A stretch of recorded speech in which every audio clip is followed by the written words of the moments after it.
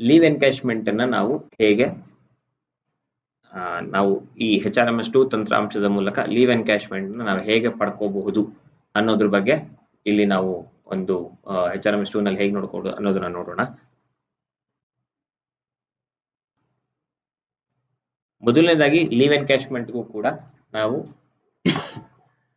ಇನಿಷಿಯೇಟರ್ ಇಂದ ಮೊದಲನೇದಾಗಿ ನಾವು ಒಂದು ರಿಕ್ವೆಸ್ಟ್ ಅನ್ನು ರೈಸ್ ಮಾಡಬೇಕಾಗತ್ತೆ. ಈ ಲೀವ್ ಎನ್ಕ್ಯಾಶ್ಮೆಂಟ್ ಅನ್ನ ನಾವು ಯಾವ ಎಂಪ್ಲಾಯಿಗೆ ನಾವು ಲೀವ್ ಎನ್ಕ್ಯಾಶ್ಮೆಂಟ್ ಅಪ್ಲೈ ಮಾಡ್ತಾ ಇದೀವಿ ಅನ್ನೋದನ್ನ ನಾವು ಇಲ್ಲಿ ಎಂಟ್ರಿ ಮಾಡಬೇಕಾಗತ್ತೆ. ಎಂಟ್ರಿ ಮಾಡಿ ಅಪ್ರೂವಲ್ ಆದ್ಮೇಲೆ ಲೀವ್ ಎನ್ಕ್ಯಾಶ್ಮೆಂಟ್ ಆರ್ಡರ್ಸ್ ನ ಅಪ್ಲೋಡ್ ಮಾಡಬೇಕಾಗತ್ತೆ.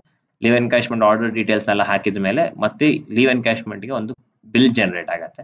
ಆ ಬಿಲ್ ಜನರೇಟ್ ಆಗಿರ್ತಕ್ಕಂಥದ್ದನ್ನ ನಾವು ಅಪ್ರೂವಲ್ ತಗೊಂಡು ಅಪ್ರೂವಲ್ ಆದ್ಮೇಲೆ ಅದರದೊಂದು ಫೈನಲ್ ಬಿಲ್ ಜನರೇಟ್ ಆಗುತ್ತೆ. ಮತ್ತೆ ಆ ಫೈನಲ್ ಬಿಲ್ ನ ನಾವು K2ಗೆ ಪುಷ್ ಮಾಡೋದು ಹೇಗೆ ಅನ್ನೋದನ್ನ ಲೀವ್ ಎನ್ಕ್ಯಾಶ್ಮೆಂಟ್ ಅಲ್ಲಿ ತೋರಿಸ್ಕೊಡ್ತೀನಿ. ಈಗ ಮೊದಲನೇದಾಗಿ ನಾನು ಮತ್ತೆ ಇನಿಷಿಯೇಟರ್ ಇಂದ ಲಾಗಿನ್ ಆಗ್ತಾ ಇದ್ದೀನಿ.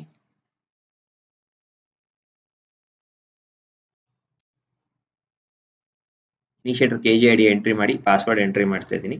ಎಂಟ್ರಿ ಮಾಡಿದ್ಮೇಲೆ ಇಲ್ಲಿ ಕ್ಯಾಪ್ಚಾ ಎಂಟ್ರಿ ಮಾಡ್ತೀನಿ. ಸೈನ್ ಇನ್ ಬಟನ್ ಮೇಲೆ ಕ್ಲಿಕ್ ಮಾಡ್ತೀನಿ. ಇಲ್ಲಿ OTP ಬರುತ್ತೆ. OTP ಎಂಟ್ರಿ ಮಾಡ್ತಾ ಇದ್ದೀನಿ.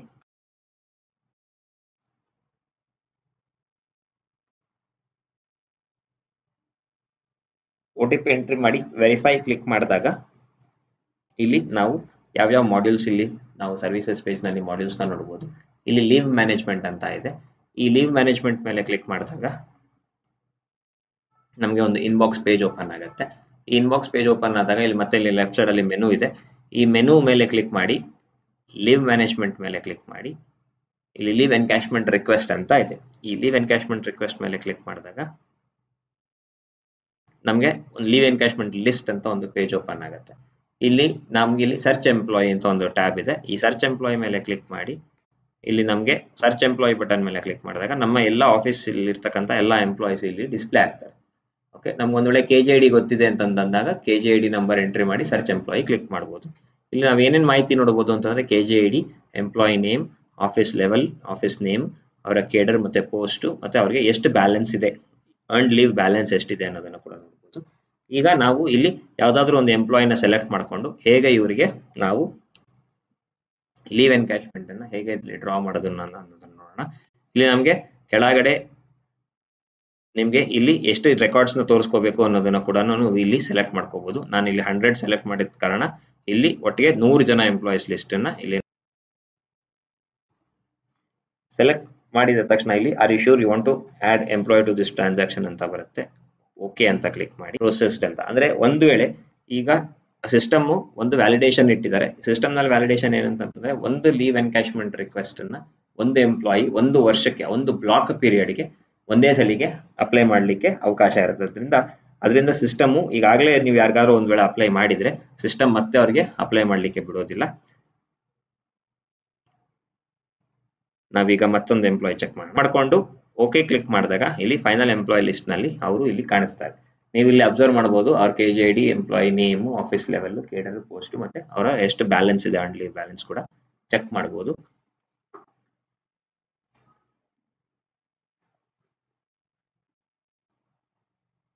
ಕ್ಲಿಕ್ ಮಾಡಿದಾಗ ಒಂದು ಕನ್ಫರ್ಮೇಶನ್ ಮೆಸೇಜ್ ಬರುತ್ತೆ.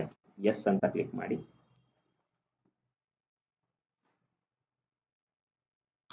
ಎಸ್ ಅಂತ ಕ್ಲಿಕ್ ಮಾಡಿದಾಗ ಇಲ್ಲಿ file and reference document details ಅಂತ ಇದು ಹೊಸದಾಗಿ ಒಂದು ಪೇಜ್ ಓಪನ್ ಆಗುತ್ತೆ. ಈ file and reference document details ನಲ್ಲಿ ನಾವೇನ್ ಮಾಡ್ಬೇಕು ಅಂತಂದ್ರೆ ಇಲ್ಲಿ ನಾವು ಯಾವ ಒಂದು ಫೈಲ್ ನಲ್ಲಿ ಈ ಒಂದು ರಿಕ್ವೆಸ್ಟ್ ನ ನಾವು ಪ್ರೋಸೆಸ್ ಮಾಡ್ತಾ ಇದೀವಿ. ಈಗ ನಿಮ್ಮ ಆಫೀಸ್ ಗಳಲ್ಲೂ ಕೂಡ ಯಾರು ಲೀವ್ ಎನ್ಕ್ಯಾಶ್ಮೆಂಟ್ ನಿಮ್ಗೆ ಅವರು ಅರ್ಜಿ ಕೊಟ್ಟಾಗ ನೀವು ಅದನ್ನ ಅರ್ಜಿನ ಒಂದು ಫೈಲ್ ಅಲ್ಲಿ ಇಟ್ಟು ಪ್ರೋಸೆಸ್ ಮಾಡ್ತಿರಲ್ಲ, ಆ ಫೈಲ್ ಡೀಟೇಲ್ಸ್ ನ ನೀವು ಇಲ್ಲಿ ಎಂಟ್ರಿ ಮಾಡ್ಬೇಕಾಗತ್ತೆ. ಇಲ್ಲಿ 3 ಆಪ್ಷನ್ ಇದೆ ಫೈಲ್ ನ ನಾವು ಡೀಟೇಲ್ಸ್ ಎಂಟ್ರಿ ಮಾಡಕ್ ಹೋದಾಗ. ಮೊದಲನೇದಾಗಿ ಕ್ರಿಯೇಟ್ ಫೈಲ್ ಅಂತ ಇದೆ. ಕ್ರಿಯೇಟ್ ಫೈಲ್ ಅಂದಾಗ ನಾವು ಹೊಸ ಫೈಲ್ ನ ಕ್ರಿಯೇಟ್ ಮಾಡ್ಲಿಕ್ಕೆ ಕ್ರಿಯೇಟ್ ಫೈಲ್ ನ ಯೂಸ್ ಮಾಡ್ತೀವಿ. ಕ್ರಿಯೇಟ್ ಪಾರ್ಟ್ ಫೈಲ್ ಅಂತಂದ್ರೆ ಈಗಾಗಲೇ ನಾವು ಯಾವ್ದೋ ಒಂದು ಫೈಲ್ ನ ಕ್ರಿಯೇಟ್ ಮಾಡಿ ಆ ಫೈಲ್ ಪಾರ್ಟ್ ಫೈಲ್ ಕ್ರಿಯೇಟ್ ಮಾಡ್ಬೇಕಂತಂದ್ರೆ ಕ್ರಿಯೇಟ್ ಪಾರ್ಟ್ ಫೈಲ್ ಅಂತ ಯೂಸ್ ಮಾಡ್ತೀವಿ. ಈಗಾಗಲೇ ನಾವು HRMS2 ಸಿಸ್ಟಮ್ ನಲ್ಲಿ ಈಗಾಗಲೇ ನಾವು ಹೊಸದಾಗಿ ಫೈಲ್ಸ್ ನ ಕ್ರಿಯೇಟ್ ಮಾಡಿ ಈಗ ಅದೇ ಫೈಲ್ ನ ನಾವು ಪ್ರೋಸೆಸ್ ಮಾಡಬೇಕು ಅಂದ್ರೆ ಈಗ ಚೂಸ್ ಫ್ರಮ್ ಎಕ್ಸಿಸ್ಟಿಂಗ್ ಫೈಲ್ ಅಂತ ಕ್ಲಿಕ್ ಮಾಡ್ತೀವಿ. ಚೂಸ್ ಫ್ರಮ್ ಎಕ್ಸಿಸ್ಟಿಂಗ್ ಫೈಲ್ ಅಂತ ಕ್ಲಿಕ್ ಮಾಡಿದಾಗ ಇಲ್ಲಿ ಫೈಲ್ ನಂಬರ್ ಡ್ರಾಪ್ ಡೌನ್ ಬರುತ್ತೆ. ಫೈಲ್ ನಂಬರ್ ಡ್ರಾಪ್ ಡೌನ್ ಮೇಲೆ ಕ್ಲಿಕ್ ಮಾಡಿದಾಗ ಈಗಾಗಲೇ ನಾವು ಕ್ರಿಯೇಟ್ ಮಾಡಿರ್ತಕ್ಕಂಥ ಎಲ್ಲ ಫೈಲ್ಸ್ಗಳು ಇಲ್ಲಿ ಡೀಟೇಲ್ಸ್ ಕಾಣುತ್ತೆ. ಇದೇ ರೀತಿಯಾಗಿ ಕ್ರಿಯೇಟ್ ಪಾರ್ಟ್ ಫೈಲ್ ಅಂತ ಕ್ಲಿಕ್ ಮಾಡಿದಾಗ ಇಲ್ಲಿ ಫೈಲ್ ನಂಬರ್ ಡ್ರಾಪ್ ಡೌನ್ ಬರುತ್ತೆ.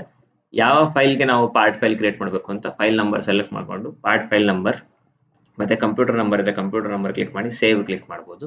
ಇಲ್ಲ ನಾವು ಹೊಸದಾಗಿ ಫೈಲ್ ಕ್ರಿಯೇಟ್ ಮಾಡಬೇಕು ಅಂದಾಗ ಕ್ರಿಯೇಟ್ ಫೈಲ್ ಅಂತ ಕ್ಲಿಕ್ ಮಾಡಿ ಇಲ್ಲಿ ಒಂದು ಫೈಲ್ ನಂಬರ್ ಎಂಟ್ರಿ ಮಾಡೋಣ.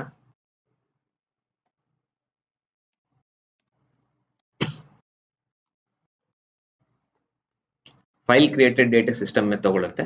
ಸಬ್ಜೆಕ್ಟ್ ಎಂಟ್ರಿ ಮಾಡೋಣ, ಫೈಲ್ ಸಬ್ಜೆಕ್ಟ್ ಏನಿದೆ ಅಂತ. ಕಂಪ್ಯೂಟರ್ ನಂಬರ್ ನಾವು ಈ ಆಫೀಸ್ ನಲ್ಲಿ ಫೈಲ್ ನ ಕ್ರಿಯೇಟ್ ಮಾಡಿ ಕಂಪ್ಯೂಟರ್ ನಂಬರ್ ಇದ್ರೆ ಕಂಪ್ಯೂಟರ್ ನಂಬರ್ ಕೂಡ ಎಂಟ್ರಿ ಮಾಡಬಹುದು. ಎಲ್ಲ details entry subject computer number ಏನು ಮ್ಯಾಂಡೇಟರಿ ಇರೋದಿಲ್ಲ. ಕಂಪ್ಯೂಟರ್ ನಂಬರ್ ಇಲ್ಲ ಅಂದಾಗ ಕಂಪ್ಯೂಟರ್ ನಂಬರ್ ಖಾಲಿ ಬಿಟ್ಟು ಸೇವ್ ಬಟನ್ ಅಂತ ಇಲ್ಲಿ ಕಾಣಿಸ್ತಾ ಇದೆ, ಈ ಸೇವ್ ಬಟನ್ ನ ಕ್ಲಿಕ್ ಮಾಡಬೇಕು. ಕ್ಲಿಕ್ ಮಾಡಿದಾಗ ಒಂದು ಕನ್ಫರ್ಮೇಶನ್ ಮೆಸೇಜ್ ಬರುತ್ತೆ, are you sure you want to create this file ಅಂತ. ಕನ್ಫರ್ಮ್ ಇದ್ದಾಗ ಓಕೆ ಕ್ಲಿಕ್ ಮಾಡಿ. ಓಕೆ ಕ್ಲಿಕ್ ಮಾಡಿದಾಗ ಫೈಲ್ ಕ್ರಿಯೇಟೆಡ್ ಸಕ್ಸಸ್ಫುಲಿ ಅಂತ ನಿಮ್ಗೆ ಒಂದು ಮೆಸೇಜ್ ಕಾಣುತ್ತೆ. ನೀವು ಕ್ರಿಯೇಟ್ ಮಾಡಿರ್ತಕ್ಕಂಥ file number, file created date, subject ಏನು ಹಾಕಿದ್ದೀರಾ, ಆಫೀಸ್ ನೇಮ್ ಡೀಟೇಲ್ಸ್ ಎಲ್ಲ ಇಲ್ಲಿ ಕಾಣುತ್ತೆ. ಮತ್ತೆ ಇಲ್ಲಿ ಮತ್ತೆ ನಿಮ್ಗೆ ಇಲ್ಲೊಂದು ನೆಕ್ಸ್ಟ್ ಇನ್ನೊಂದು ಕೆಳಗಡೆ ಇನ್ನೊಂದು ಸೆಕ್ಷನ್ ಅಲ್ಲಿ ರೆಫರೆನ್ಸ್ ಡಾಕ್ಯುಮೆಂಟ್ ಡೀಟೇಲ್ಸ್ ಆಪ್ಷನಲ್ ಅಂತ ಒಂದು ಸೆಕ್ಷನ್ ಓಪನ್ ಆಗುತ್ತೆ. ಈ ರೆಫರೆನ್ಸ್ ಡಾಕ್ಯುಮೆಂಟ್ ಡೀಟೇಲ್ಸ್ ಅರ್ಥ ಏನು ಅಂತಂತಂದ್ರೆ EL ಎನ್ಕ್ಯಾಶ್ಮೆಂಟ್ ಅವರಿಗೆ ಕೊಡ್ಲಿಕ್ಕೆ ನಿಮಗೆ ಏನಾದರೂ ರೆಫರೆನ್ಸ್ ಡಾಕ್ಯುಮೆಂಟ್ ನೀವು ಅವ್ರಿಗೊಂದು OM ಇಶ್ಯೂ ಮಾಡಿರ್ಬೋದು ಅಥವಾ ಅವ್ರಿಗೊಂದು ಸರ್ಕ್ಯುಲರ್ ಹಾಕಿರ್ಬೋದು, ಏನೇನು ಇಶ್ಯೂ ಮಾಡಿರ್ತೀರ EL ಎನ್ಕ್ಯಾಶ್ಮೆಂಟ್ ಸಂಬಂಧಪಟ್ಟಂಗೆ ಆ ಒಂದು ಡಾಕ್ಯುಮೆಂಟ್ಸ್ ನ ಅಪ್ಲೋಡ್ ಮಾಡಲಿಕ್ಕೆ ಇಲ್ಲಿ ಅವಕಾಶ ಇದೆ. ಇದು ಆಪ್ಷನಲ್ ಇರೋದ್ರಿಂದ ನೀವು ಇದನ್ನ ಎಂಟ್ರಿ ಮಾಡಿದ್ರೆ ಎಂಟ್ರಿ ಮಾಡಿ ಕೂಡ ರೆಫರೆನ್ಸ್ ಡಾಕ್ಯುಮೆಂಟ್ಸ್ ಎಂಟ್ರಿ ಮಾಡಬಹುದು. ಒಂದು ವೇಳೆ ನೀವು ಯಾವುದು OM ಎಂಟ್ರಿ ಇದು ರೆಫರೆನ್ಸ್ ಡಾಕ್ಯುಮೆಂಟ್ಸ್ ಯಾವುದು ನಿಮ್ಮ ಹತ್ರ ಇಲ್ಲ, ನೀವು ರೆಫರೆನ್ಸ್ ಡಾಕ್ಯುಮೆಂಟ್ಸ್ ಯಾವುದು ಹಾಕಿಲ್ಲ ಅಂತಂದ್ರೂ ಆಪ್ಷನಲ್ ಇರೋದ್ರಿಂದ ನೀವು ಹಾಗೆ ಇಲ್ಲಿ ಕೆಳಗಡೆ ಸ್ಕ್ರಾಲ್ ಮಾಡಿದಾಗ ಬಾಟಮ್ ರೈಟ್ ಅಲ್ಲಿ ನಿಮಗೆ ಇಲ್ಲಿ ಸೇವ್ ಅಂಡ್ ನೆಕ್ಸ್ಟ್ ಬಟನ್ ಇದೆ. ಈ ಸೇವ್ ಅಂಡ್ ನೆಕ್ಸ್ಟ್ ಬಟನ್ ನ ಕ್ಲಿಕ್ ಮಾಡಿ ಕನ್ಫರ್ಮೇಶನ್ ಮೆಸೇಜ್ ಬರುತ್ತೆ. ಮತ್ತೆ are you sure you want to continue ಅಂತ ಕನ್ಫರ್ಮ್ ಇದ್ದಾಗ ಓಕೆ ಕ್ಲಿಕ್ ಮಾಡಿ. ಮತ್ತೆ ಎಂಪ್ಲಾಯ್ ಡೀಟೇಲ್ಸ್ ಅದ್ರ ಜೊತೆಗೆ ನೀವೇನು ಫೈಲ್ ಕ್ರಿಯೇಟ್ ಮಾಡಿದ್ದೀರಾ ಆ ಫೈಲ್ ಅಲ್ಲಿ ಯಾವ ಎಂಪ್ಲಾಯಿ ಡೀಟೇಲ್ಸ್ ನ ನೀವು ಮೂವ್ ಮಾಡ್ತಾ ಇದ್ದೀರಾ ಅನ್ನೋದನ್ನ ನೀವು ಇಲ್ಲಿ ನೋಡಬಹುದು. ಇಲ್ಲಿ ಮೇಲೆ ನೀವು ಅಬ್ಸರ್ವ್ ಮಾಡಿದ್ರೆ ನೀವು ಕ್ರಿಯೇಟ್ ಮಾಡಿರ್ತಕ್ಕಂಥ ಫೈಲ್ ನಂಬರ್, ಸಬ್ಜೆಕ್ಟ್, ಯಾವ ಡಿಪಾರ್ಟ್ಮೆಂಟ್, ಆಫೀಸ್ ನೇಮ್ ಯಾವಾಗ ಕ್ರಿಯೇಟ್ ಆಗಿದೆ, ಮತ್ತೆ ಈ ಒಂದು ಫೈಲ್ ನಂಬರ್ ನಲ್ಲಿ ನಾವು ಯಾವ ಎಂಪ್ಲಾಯಿನ ಪ್ರೋಸೆಸ್ ಮಾಡಿ ಅವರಲ್ಲಿ ಎನ್ಕ್ಯಾಶ್ಮೆಂಟ್ ಆಗಲಿ ಅಥವಾ ಏನು ಟ್ರಾನ್ಸಾಕ್ಷನ್ ಪ್ರೋಸೆಸ್ ಮಾಡ್ತಾ ಇದೀವಿ ಇಲ್ಲಿ ಎಂಪ್ಲಾಯ್ ಲಿಸ್ಟಿಂಗ್ ನಲ್ಲಿ ನೋಡಬಹುದು. ಇಲ್ಲಿ ನೋಡಿ ಕೆಳಗಡೆ ಬಾಟಮ್ ರೈಟ್ ಅಲ್ಲಿ ಮತ್ತೆ ಕಂಟಿನ್ಯೂ ಅಂತ ಇದೆ, ಕಂಟಿನ್ಯೂ ಬಟನ್ ಮೇಲೆ ಕ್ಲಿಕ್ ಮಾಡಿ. ಕನ್ಫರ್ಮೇಶನ್ ಇನ್ನೊಂದ್ಸಲಿ ಮತ್ತೆ ಕೇಳೋ ಸಿಸ್ಟಮ್ ಓಕೆ ಕ್ಲಿಕ್ ಮಾಡಿ. ಓಕೆ ಕ್ಲಿಕ್ ಮಾಡಿದಾಗ ಇಲ್ಲಿ ನಿಮಗೆ ಇನಿಷಿಯೇಟ್ ಅಪ್ಲಿಕೇಶನ್ ಪೇಜ್ ಒಂದು ಓಪನ್ ಆಗುತ್ತೆ. ಈ ಇನಿಷಿಯೇಟ್ ಅಪ್ಲಿಕೇಶನ್ ಪೇಜ್ ನಲ್ಲಿ ಮತ್ತೆ ನೀವು ನಿಮ್ಮ ಫೈಲ್ ಡೀಟೇಲ್ಸ್ ನೆಲ್ಲ ನೋಡಬಹುದು. ಮತ್ತೆ ಎಂಪ್ಲಾಯ್ದು ಡೀಟೇಲ್ ಆಗಿ ಎಲ್ಲ ಡೀಟೇಲ್ಸ್ ನೋಡಬಹುದು. ಅವ್ರ employee name, KJD, department, group, cadre, post, ಅವರು ಸರ್ವಿಸ್ ಯಾವಾಗ ಜಾಯ್ನ್ ಆಗಿದ್ದಾರೆ, ಅವ್ರ ಆಫೀಸ್ ಡೀಟೇಲ್ಸ್. ಮತ್ತೆ ಇಲ್ಲಿ ಬ್ಲಾಕ್ ಪೀರಿಯಡ್ ಯಾವ ಬ್ಲಾಕ್ಗೆ ನೀವು ಅವ್ರಿಗೆ ಲೀವ್ ಎನ್ಕ್ಯಾಶ್ಮೆಂಟ್ ಅನ್ನ ಅವೈಲ್ ಮಾಡಲಿಕ್ಕೆ ಅವ್ರು ಅರ್ಜಿ ಕೊಟ್ಟಿದ್ದಾರೆ ಅದರ ಡೀಟೇಲ್ಸ್ ನಲ್ಲಿ ಎಂಟ್ರಿ ಮಾಡಬೇಕಾಗುತ್ತೆ. ಸರೆಂಡರ್ ಡೇಟ್ ಯಾವ ಡೇಟ್ಗೆ ಅವರು ಲೀವ್ಸ್ ನ ಸರೆಂಡರ್ ಮಾಡ್ತಾ ಇದ್ದಾರೆ ಅನ್ನೋದನ್ನ ನೀವು ಇಲ್ಲಿ ಸೆಲೆಕ್ಟ್ ಮಾಡಬೇಕಾಗುತ್ತೆ. ನಾನು ಇವಾಗ ಇಲ್ಲಿ ಸರೆಂಡರ್ ಡೇಟ್ ಸೆಲೆಕ್ಟ್ ಮಾಡ್ಕೊತೀನಿ. ಎನ್ಕ್ಯಾಶ್ಮೆಂಟ್ ಟೈಪ್ ಜನರಲ್ ಇರುತ್ತೆ. ನೀವು ಇಲ್ಲಿ ಅವರ ಅರ್ನ್ ಲೀವ್ ಬ್ಯಾಲೆನ್ಸ್ ನ ಕೂಡ ನೀವು ಇಲ್ಲಿ ನೋಡ್ಲಿಕ್ಕೆ ಇಲ್ಲಿ ಅವಕಾಶ ಇದೆ. ಅವ್ರಿಗೆ 70 ಲೀವ್ಸ್ ಬ್ಯಾಲೆನ್ಸ್ ಇರ್ತಕ್ಕಂಥದ್ದನ್ನ ನೀವು ಇಲ್ಲಿ ನೋಡಬಹುದು. Next number of earn leave for encashment, ಎಷ್ಟು ದಿನ ಅವರು ಎನ್ಕ್ಯಾಶ್ಮೆಂಟ್ಗೆ ಸಬ್ಮಿಟ್ ಮಾಡ್ತಾ ಇದ್ದಾರೆ ಅಂತ ಇಲ್ಲಿ ನಾವು ಎಂಟ್ರಿ ಮಾಡಬಹುದು. ಯೂಶಲಿ ಎಲ್ಲ ಎಂಪ್ಲಾಯೀಸು 15 ದಿನಕ್ಕೆ ಸಬ್ಮಿಟ್ ಮಾಡ್ತಾರೆ ಲೀವ್ ಎನ್ಕ್ಯಾಶ್ಮೆಂಟ್, 15 ದಿನ ಅಂತ ನಾನು ಇಲ್ಲಿ ಎಂಟ್ರಿ ಮಾಡ್ತೀನಿ. ಮತ್ತೆ ಇಲ್ಲಿ ರಿಮಾರ್ಕ್ಸ್ ಎಂಟ್ರಿ ಮಾಡ್ತೀನಿ.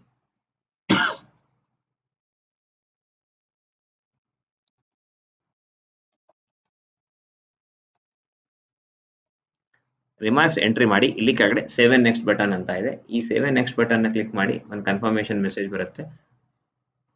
ಓಕೆ ಅಂತ ಕ್ಲಿಕ್ ಮಾಡಿದಾಗ ಇಲ್ಲಿ ನಾವು ಎಲ್ಲಾ ಡೀಟೇಲ್ಸ್ ನ ಫಿಲ್ ಮಾಡಿದಾಗ ನೀವು ಇಲ್ಲಿ ಸ್ಕ್ರೀನ್ ನಲ್ಲಿ ಲೆಫ್ಟ್ ಸೈಡ್ ಕೂಡ ಅಬ್ಸರ್ವ್ ಮಾಡಬಹುದು. ನಾವು ಎಂಟ್ರಿ ಮಾಡಿರ್ತಕ್ಕಂಥ ಆಡ್ ಮಾಡಿರ್ತಕ್ಕಂಥ ಎಂಪ್ಲಾಯ್ KJD ನಾವು ಇದನ್ನು ಚೆಕ್ ಲಿಸ್ಟ್ ಪೇಜ್ ಅಂತೀವಿ. ಈ ಚೆಕ್ ಲಿಸ್ಟ್ ಪೇಜ್ ನಲ್ಲಿ KJD ನಂಬರು, ಅವ್ರ ಹೆಸರು ಮತ್ತೆ ಎಲ್ಲಾ ಡೀಟೇಲ್ಸ್ ಫಿಲ್ ಆಗಿದ್ರೆ ಸಿಸ್ಟಮ್ ನಿಮ್ಗೆ ಇಲ್ಲಿ ಗ್ರೀನ್ ಕಲರ್ ಒಂದು tick mark all required details R filled ಅಂತ ನಿಮಗೆ ತೋರಿಸುತ್ತೆ. ನೆಕ್ಸ್ಟ್ ನೀವು ಇಲ್ಲಿ ಸಬ್ಮಿಟ್ ಬಟನ್ ಅಂತ ಇದೆ, ಸಬ್ಮಿಟ್ ಬಟನ್ ಅಂತ ಕ್ಲಿಕ್ ಮಾಡಿ ಓಕೆ ಕ್ಲಿಕ್ ಮಾಡಿದಾಗ leave encashment request submitted successfully ಅಂತ ನಿಮಗೆ ಸಿಸ್ಟಮ್ ಒಂದು ಮೆಸೇಜ್ ತೋರಿಸುತ್ತೆ. ಓಕೆ, ನೀವು ಕಳಿಸಿರ್ತಕ್ಕಂಥ ಒಂದು ಲೀವ್ ಎನ್ಕ್ಯಾಶ್ಮೆಂಟ್ ಡೀಟೇಲ್ಸ್ ಇಲ್ಲಿ ಸೆಂಟ್ ಐಟಮ್ಸ್ ನಲ್ಲಿ ವ್ಯೂ ಬಟನ್ ಇದೆ. ಈ ವ್ಯೂ ಬಟನ್ ನ ಕ್ಲಿಕ್ ಮಾಡಿದಾಗ ಇದು ಯಾರಿಗೆ ಹೋಗಿದೆ ಅನ್ನೋದ್ರದ್ದು ಡೀಟೇಲ್ಸ್ ನ ಕೂಡ ನೀವು ಇಲ್ಲಿ ಚೆಕ್ ಮಾಡಬಹುದು.